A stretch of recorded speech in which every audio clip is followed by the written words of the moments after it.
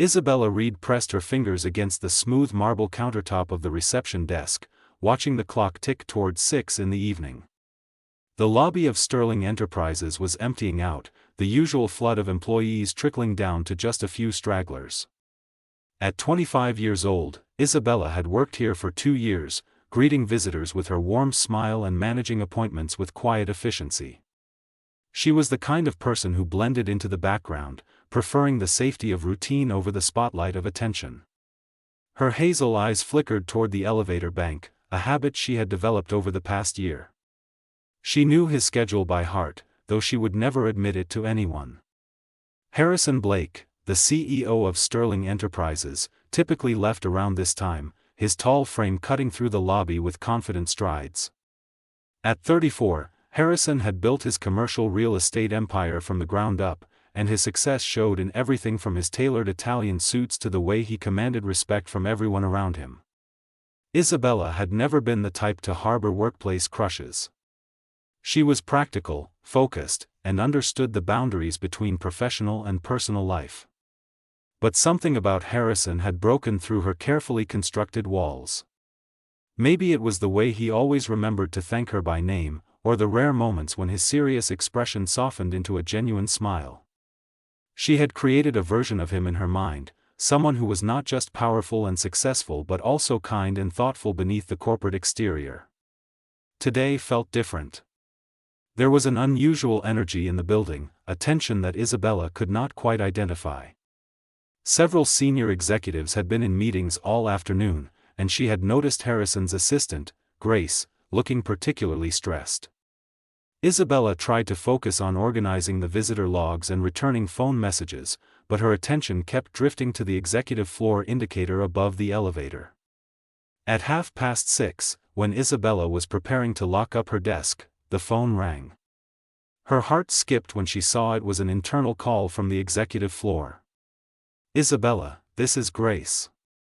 Mr. Blake needs assistance with some confidential documents tonight. Would you be able to stay late? It's rather urgent." Grace's voice carried an apologetic tone, but also an underlying stress that suggested this was not a request Isabella could easily decline. "Of course, I can stay," Isabella replied, her voice steadier than her suddenly racing pulse. She had never been summoned to the executive floor after hours. In fact, her interactions with Harrison had always been brief and professional, limited to the lobby area. 20 minutes later, Isabella stepped out of the elevator onto the quiet executive floor.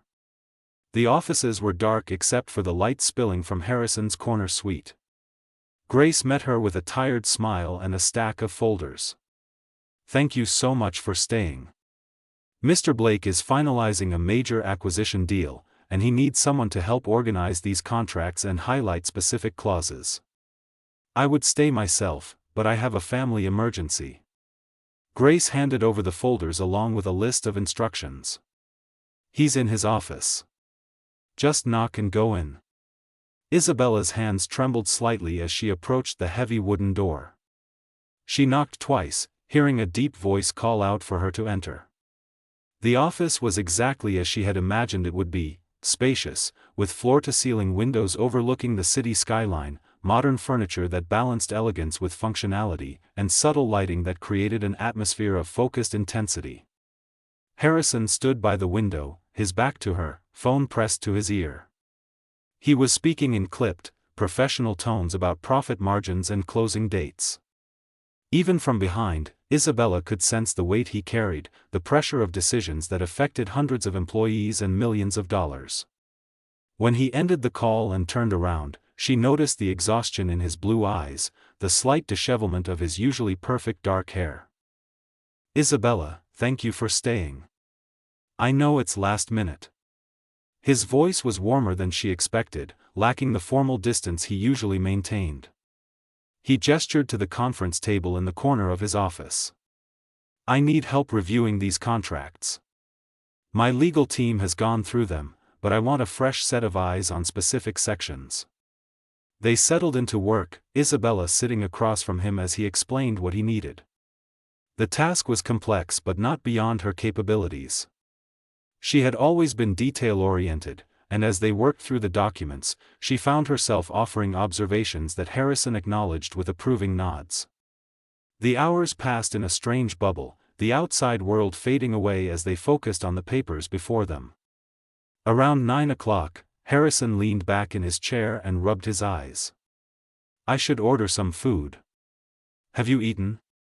"No, I came straight here from my desk," Isabella admitted.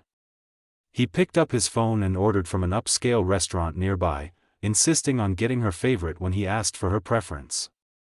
The gesture touched her more than it should have. When the food arrived, they took a break from the contracts, eating in comfortable silence that gradually gave way to conversation. "You've been with Sterling for 2 years now," Harrison said, and Isabella was surprised he knew. "Grace tells me you're one of the most reliable people in the building." "I just try to do my job well," Isabella replied modestly, feeling heat rise to her cheeks. "It's more than that. In a company this size, people who genuinely care about their work stand out." He paused, studying her with an intensity that made her nervous. "I don't get to spend much time outside these walls. Sometimes I forget there's a whole world beyond deals and deadlines."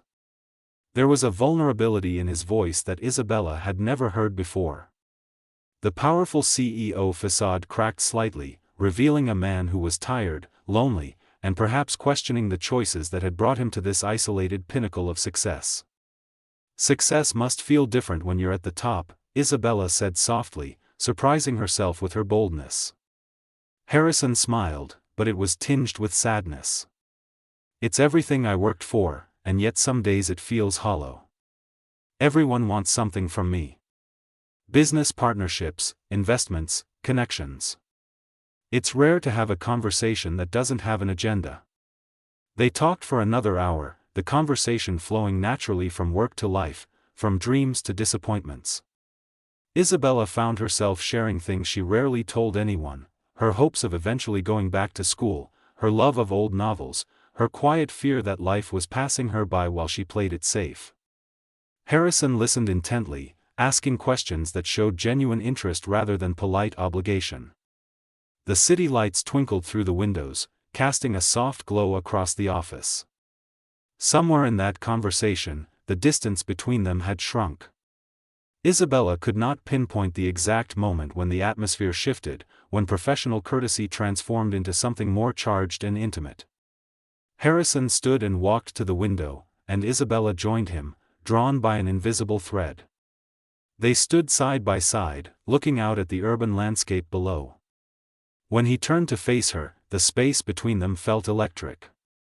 "I should not be feeling this way," Harrison said quietly, his eyes searching hers. "Feeling what way?" Isabella's voice was barely a whisper. Instead of answering, he reached out and gently tucked a strand of her brown hair behind her ear. The touch sent shivers down her spine. Every rational part of Isabella's brain screamed warnings about workplace relationships, about power dynamics, about the risks of mixing personal and professional lives. But her heart, so carefully guarded for so long, overruled every logical objection. The kiss happened slowly, as if both of them were giving the other a chance to pull away. But neither did. Harrison's lips were soft yet insistent, and Isabella felt her entire world narrow to this moment, this connection. What followed was a blur of sensation and emotion, of boundaries dissolving and inhibitions forgotten. In the early hours of the morning, as they lay together on the leather couch in his office, Isabella felt a happiness she had never experienced before.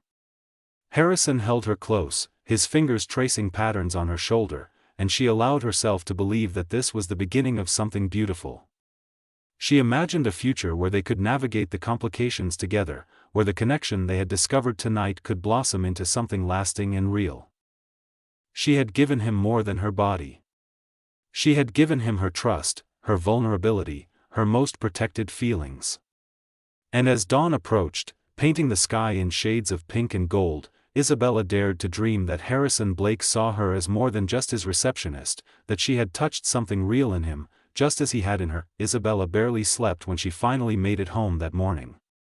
She showered, changed clothes, and stared at her reflection in the bathroom mirror, seeing someone different looking back at her. Her cheeks still held a flush, her eyes sparkled with a mixture of exhaustion and exhilaration. The memory of Harrison's touch lingered on her skin like a phantom sensation she could not shake. She replayed every moment of the night before, analyzing each word he had spoken, each gesture he had made, searching for confirmation that what they shared was real and meaningful. By the time Isabella returned to Sterling Enterprises at her usual hour, her nerves were stretched thin with anticipation. She had convinced herself that everything would be different now. Perhaps Harrison would ask to speak with her privately, to discuss what had happened and where they would go from here. Maybe he would suggest dinner, a proper date outside the confines of his office. Her imagination had constructed countless scenarios during her sleepless hours, each one ending with validation that her feelings were reciprocated. The lobby felt surreal as she took her position behind the reception desk. Everything looked exactly the same as it had yesterday, yet Isabella felt fundamentally changed. Her co-workers greeted her with their usual casual friendliness, completely unaware that her entire world had shifted on its axis. She arranged the visitor sign-in sheets, checked the phone messages, and tried to maintain her professional composure while her heart hammered against her ribs. Every time the elevator doors opened, Isabella's breath caught in her throat. She watched executives and employees flow through the lobby, but Harrison was not among them. By mid-morning, she learned from Grace that he had arrived early through the private executive entrance, going straight to his office without passing through the main lobby. The information sent a small ripple of disappointment through Isabella, though she reasoned he must be busy with the acquisition deal they had worked on together. She reminded herself to be patient. Harrison was an important man with enormous responsibilities. He could not simply abandon his duties to pursue a romantic conversation with her, no matter how significant their night together had been. Isabella forced herself to focus on her work, answering phones with her characteristic warmth and directing visitors with practiced efficiency. But beneath the surface, every cell in her body was attuned to the possibility of seeing him. Just after 11 o'clock, the call came. Grace's voice on the other end of the line was professional and neutral. "Isabella, Mr. Blake would like to see you in his office when you have a moment. Are you able to come up now?" Isabella's heart soared. This was it. The conversation she had been waiting for. She smoothed down her modest blue dress, tucked her hair behind her ears, and made her way to the elevator with steps that felt lighter than air. As she rode up to the executive floor, she practiced what she might say. Should she let him speak first? Should she acknowledge the intimacy they had shared? How did one navigate the delicate transition from coworkers to something more? Grace was not at her desk when Isabella arrived, which struck her as unusual. The door to Harrison's office was closed, and Isabella knocked softly before entering. The office looked different in daylight, more austere and businesslike than it had seemed in the intimate glow of night. Harrison sat behind his massive desk, his posture rigid and formal. He wore a fresh charcoal suit, his hair perfectly styled, and his expression was completely unreadable. "Isabella, please sit down." His voice was clipped, carrying none of the warmth from the night before. It was the voice of a CEO addressing an employee, nothing more. Isabella sat in the chair across from his desk, her excitement beginning to curdle into confusion. Something was wrong. The air in the room felt thick with tension, and Harrison would not meet her eyes directly. He shuffled some papers on his desk, a nervous gesture that seemed out of character for someone usually so controlled. "I wanted to speak with you about last night," Harrison began, and Isabella leaned forward slightly, hoping for reassurance. "What happened between us was inappropriate and cannot happen again." The words hit Isabella like a physical blow. Her mouth opened slightly, but no sound emerged. She must have misheard him. This could not be what he was saying after everything they had shared. "I was under considerable stress with the acquisition deal, working long hours without adequate rest. My judgment was compromised." Harrison's tone was almost clinical now, as if he were discussing a minor business error rather than the most intimate experience of Isabella's life. "You're a valued employee, and I don't want last night to create an uncomfortable working environment. I'm asking that we both treat it as an isolated incident that won't be repeated or discussed." An isolated incident? Isabella finally found her voice, though it came out smaller and more fragile than she intended. The carefully constructed fantasies she had been nurturing all morning shattered like glass. "Harrison, I thought we connected. I thought there was something real between us." For the first time, Harrison's facade cracked slightly, and she saw a flicker of discomfort cross his features. "Isabella, you're 25 years old. You have your whole life ahead of you. What happened was a mistake on my part, and I take full responsibility for that. But there can't be anything between us. I have commitments, responsibilities, a life that's already mapped out." "Commitments?" Isabella echoed, the word catching in her throat. "What commitments?" Harrison opened his mouth to respond, but before he could speak, the office door swung open without warning. A woman glided into the room with the confidence of someone who belonged there, someone who had every right to enter without knocking.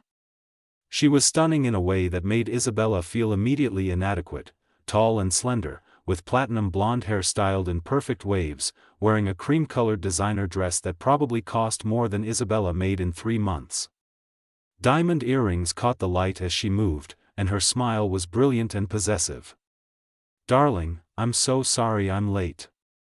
The traffic was absolutely dreadful." The woman crossed the room and, without hesitation, placed a kiss on Harrison's lips. It was not a quick peck but a lingering kiss that spoke of familiarity and ownership. When she finally pulled away, she noticed Isabella for the first time, her perfectly shaped eyebrows rising slightly in question. Isabella felt the blood drain from her face. The room seemed to tilt on its axis, and she gripped the arms of her chair to steady herself. This could not be happening. This nightmare could not be real. "Oh, I didn't realize you were in a meeting." The woman's voice was melodious but carried an edge of territorial awareness. She looked Isabella up and down with the kind of assessment that made Isabella feel like an insect under a microscope. Harrison stood abruptly, his discomfort now plainly visible. "Sophia, this is Isabella Reed, our receptionist." "Isabella, this is Sophia Montgomery." He hesitated for just a fraction of a second before adding, "My fiancée." The word crashed over Isabella like a tidal wave. Fiancé. Harrison Blake was engaged to be married. The man who had held her in his arms just hours ago, who had whispered words of loneliness and connection, who had kissed her with what she believed was genuine emotion, belonged to someone else. Had always belonged to someone else. Sophia's smile widened, though it did not reach her eyes. "It's lovely to meet you, Isabella. Harrison works such long hours, I barely get to see him myself. I hope he's not working you too hard." The words were polite on the surface, but Isabella detected the underlying message: Harrison was taken, spoken for, and Isabella was simply staff. "I should get back to my desk." Isabella stood on shaky legs, desperate to escape before the tears that were building behind her eyes could fall. She could not cry here, not in front of them, not while maintaining even a shred of dignity. "Isabella, wait." Harrison's voice had a note of something that might have been regret, but Isabella could not bear to look at him. If she looked at him now, she would completely fall apart. "No, really, I have work to do." "Excuse me." She moved toward the door with as much composure as she could muster, her vision blurring at the edges. As her hand touched the doorknob, she heard Sophia's voice behind her, light and cheerful and utterly devastating. "Harrison, did you remember we have the final meeting with the wedding planner this afternoon? Only 6 weeks until we're married, and there's still so much to finalize." 6 weeks. Harrison was getting married in 6 weeks, and he had slept with Isabella last night. The full weight of the betrayal settled over her like a suffocating blanket. She had not been special or significant. She had been convenient, available, a distraction for a stressed man who needed release without any regard for the consequences or her feelings. Isabella somehow made it out of the office and to the elevator, her professional mask cracking with each step. The elevator ride down felt interminable, and she prayed no one would join her in the confined space. When the doors finally opened on the ground floor, she walked directly past the reception desk, past curious coworkers, and into the women's restroom. The door had barely closed behind her when the sobs came, violent and uncontrollable. Isabella gripped the edge of the sink, staring at her reflection through tear-filled eyes. How could she have been so stupid? How could she have believed that a man like Harrison Blake would genuinely care for someone like her? She was just the receptionist, easily replaced, forgettable. The intimacy she thought they had shared was nothing but an illusion she had created, projecting her own feelings onto a situation that had been purely physical for him. The humiliation was crushing. She had given him everything, her trust, her body, her carefully guarded heart, and he had used her without a second thought. Even worse, he had been engaged the entire time. Sophia Montgomery was probably the kind of woman who belonged in Harrison's world, wealthy, sophisticated, connected. Isabella had been a fool to think she could ever compete with that, or that Harrison would see her as anything more than a momentary lapse in judgment. She splashed cold water on her face, trying to erase the evidence of her tears. She had to pull herself together and return to her desk. She needed this job, could not afford to lose it over her own naive mistakes. But as Isabella looked at herself in the mirror, she made a silent vow. She would never again allow herself to be so vulnerable, so trusting. Harrison Blake had taught her a brutal lesson about the difference between fantasy and reality, and she would never forget it. The following days passed in a haze of mechanical routine for Isabella. She arrived at work precisely on time, smiled at visitors with practiced politeness, and answered phones with professional efficiency. To any outside observer, she appeared unchanged, the same reliable receptionist who had always greeted them warmly. But inside, Isabella felt hollowed out, as though something essential had been carved from her chest and left an empty space that ached with every breath. She avoided looking toward the elevators when she knew Harrison might be passing through. She deleted his extension from her speed dial list and redirected any calls meant for him to grace without a moment of hesitation. At night, alone in her small apartment, Isabella allowed herself to feel the full weight of her humiliation and heartbreak. She cried into her pillow, raged at her own stupidity, and replayed every moment of that night, searching for signs she should have seen, warnings she should have heeded. But as the second week began, something shifted inside Isabella. The tears dried up, replaced by a cold, clear anger that burned brighter than her sadness. She was furious with Harrison for his callous disregard, for using her and discarding her without genuine remorse. But she was even more angry with herself for being so naive, for believing in a fantasy instead of seeing the reality right in front of her. Isabella made a decision: she would not let this experience break her. She would not give Harrison Blake that power over her life. Isabella began arriving at work 30 minutes early each morning, using the quiet time to research career development opportunities. She enrolled in online business courses, determined to build skills that would take her beyond the reception desk. She updated her resume and started networking with professionals in different departments, asking questions about their career paths and seeking mentorship. If she was going to stay at Sterling Enterprises, she would do so on her own terms, building towards something bigger than answering phones and greeting visitors. Her transformation did not go unnoticed. Charlotte Hayes, the director of client relations, commented on Isabella's initiative during a chance encounter in the break room. "You've really been taking charge of your professional development lately. I'm impressed with your drive." The compliment felt genuine, and it sparked something hopeful in Isabella's chest, a reminder that her worth was not defined by Harrison's rejection. 3 weeks after the devastating revelation, Isabella was organizing files at the reception desk when a man she had never seen before approached. He was tall and lean, probably in his late 30s, with sandy hair and warm brown eyes that crinkled at the corners when he smiled. Unlike the usual corporate visitors in their rigid business attire, he wore dark jeans and a tailored blazer over a crisp white shirt, projecting confidence without formality. "Good morning. I have an appointment with Harrison Blake at 10 o'clock. Ethan Cooper from Meridian Properties." His voice was pleasant, carrying a hint of amusement as he signed the visitor log. Isabella's fingers froze over her keyboard. Meridian Properties was Sterling Enterprises' primary competitor in the commercial real estate market. The rivalry between the two companies was well known throughout the industry. She recovered quickly, maintaining her professional composure. "Of course, Mr. Cooper.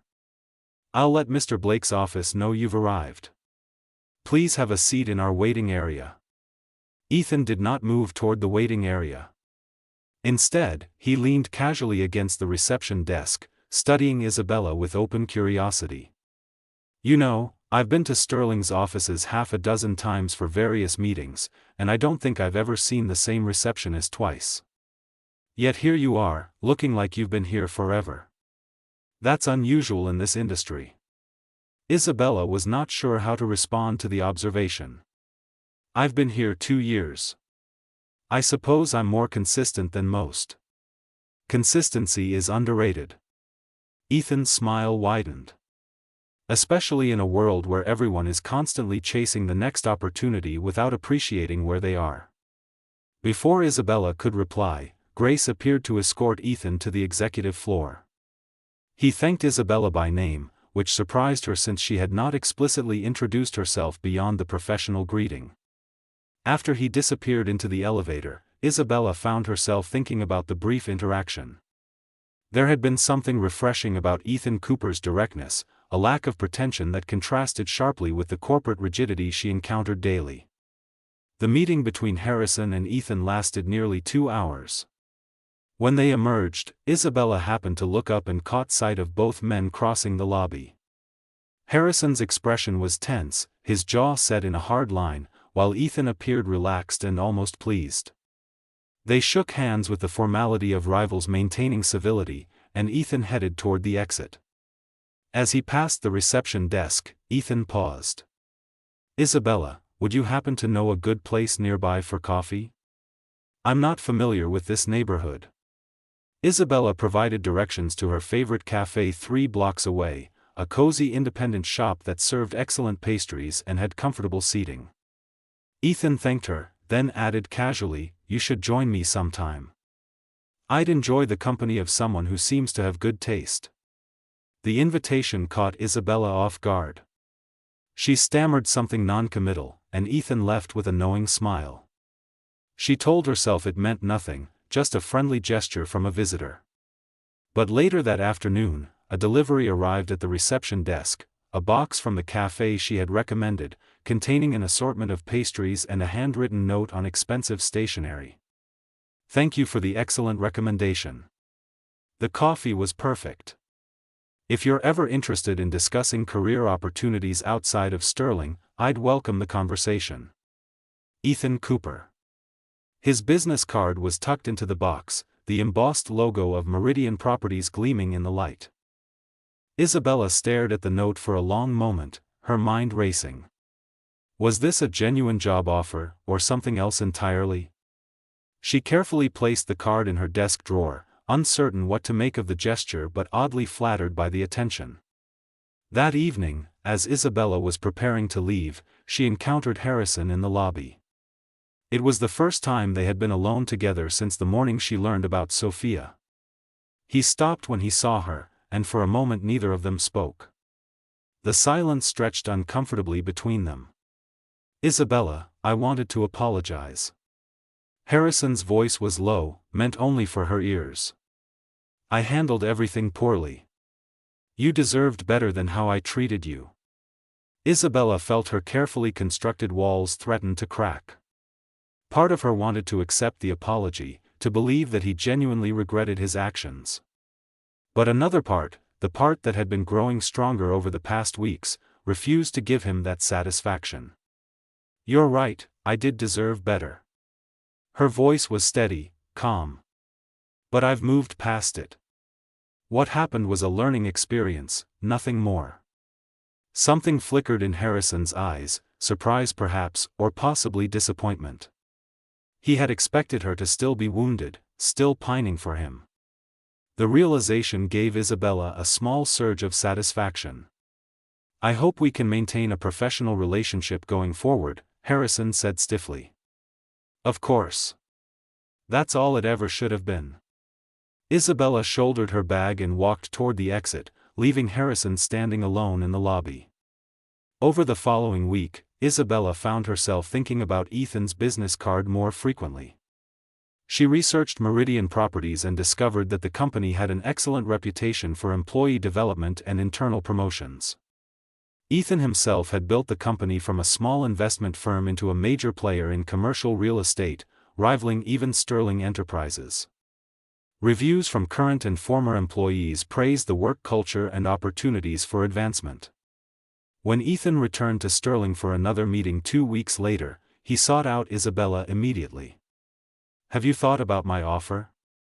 I'm serious about discussing opportunities at Meridian." Isabella made a decision that surprised even herself. "I'd be interested in hearing more. Perhaps we could meet for coffee after work?" They met at the same cafe Isabella had recommended weeks earlier. Over cappuccinos and conversation, Ethan outlined his vision for Meridian Properties and described an opening for a client relations coordinator, a position that would utilize Isabella's interpersonal skills while providing training in business development. The salary was significantly higher than what she currently earned, and the growth potential was substantial. "Why me?" Isabella asked directly. "You barely know me." Ethan leaned back in his chair, considering his response. "I'm good at reading people. It's essential in my business. When I met you, I saw someone intelligent and capable who was being underutilized. You have potential that's being wasted behind a reception desk. Plus, I'll admit I'm intrigued by you." His honesty was disarming. Isabella appreciated that he did not try to disguise his interest as purely professional. "I'm not looking for complications in my life right now." "Neither am I," Ethan assured her. "But I believe in taking chances on people who impress me, both professionally and personally. What you choose to do with that opportunity is entirely up to you." Isabella accepted the position at Meridian Properties 2 weeks later, giving Sterling Enterprises the standard notice period. The decision felt liberating, like shedding a skin that no longer fit. When she submitted her resignation letter to Human Resources, she felt no regret, only relief and anticipation for what came next. On her final day at Sterling, Isabella cleaned out her desk and said goodbye to the co-workers who had become familiar faces over 2 years. Grace hugged her warmly and wished her well, expressing genuine sadness at her departure. Charlotte Hayes stopped by to congratulate her on the new position and encouraged her to stay in touch. Harrison appeared as Isabella was carrying her final box of belongings toward the exit. He looked haggard, with dark circles under his eyes that suggested sleepless nights. Rumor had circulated throughout the office that his engagement to Sophia was experiencing difficulties, though Isabella tried not to take satisfaction in that knowledge.